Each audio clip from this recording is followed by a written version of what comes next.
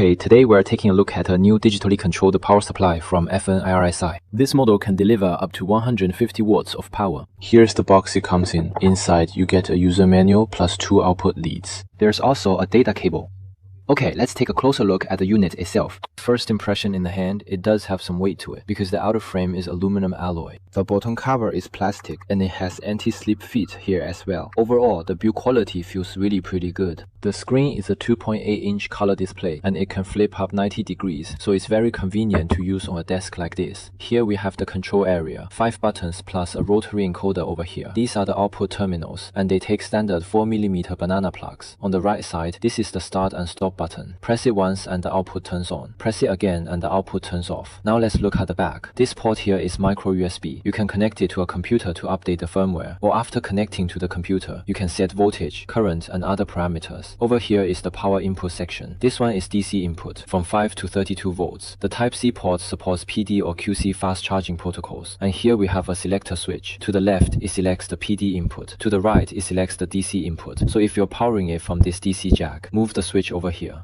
If you are using the PD Type-C port, move it to the other side. For input power, the maximum is 150 watts. It supports an input voltage from 5 to 32 volts and current from 10 milliamps up to 5 amps. The output range is 0 to 30 volts and 0 to 5 amps. Now let's power it on. I'm using the PD protocol to power it here. You can see the screen has already lit up. The display is actually quite large and the voltage and current numbers are big as well, so it's very easy to read. Let's go through what's shown on the screen. Over here is the input voltage, shown here as 22.70 volts. This icon shows whether the sound is enabled. This is the internal temperature. This is the operating indicator, and right now it's in the stopped state. The yellow value is the actual output voltage. This is the voltage we've set. Here is the actual output current, and this is the current limit we've set. The green value is the actual output power.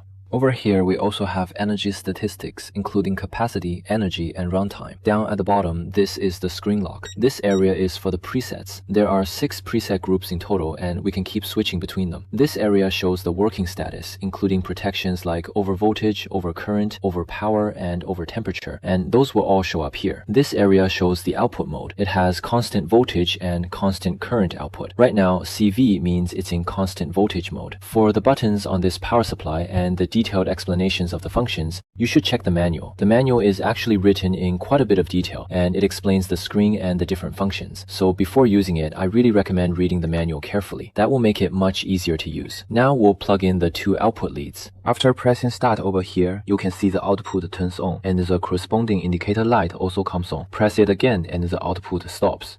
Okay, I've connected a small motor to the output terminals. Let's start it. You can see the motor is already spinning. Now I'll switch to the waveform display. This screen shows the current voltage and current. The yellow trace on top is voltage and the lower trace is current. If I stall the motor by hand for a moment, you can see the current changes and increases, and the waveform changes accordingly. When I stop the output, the voltage drops and the current drops as well. Turn it back on and they come back up. So here you can monitor voltage and current fluctuations throughout the whole operating process. Okay, now we've connected this digital power supply to the computer. You can see this is a control interface on the PC. This area is the voltage, and we can change the voltage directly on the computer with no problem.